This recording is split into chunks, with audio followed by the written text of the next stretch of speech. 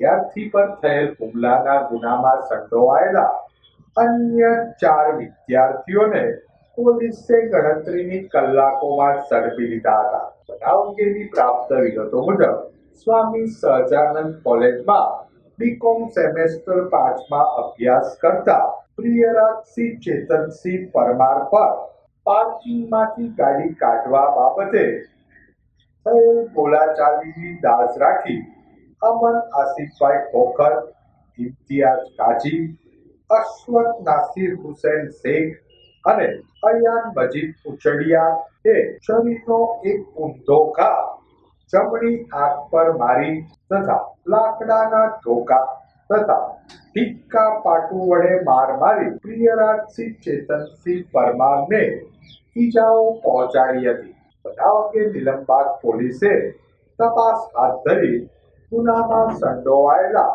4 ઈસમોને ઝડપી લઈ ધોરણસરની કાર્યવાહી હાથ ધરી હતી.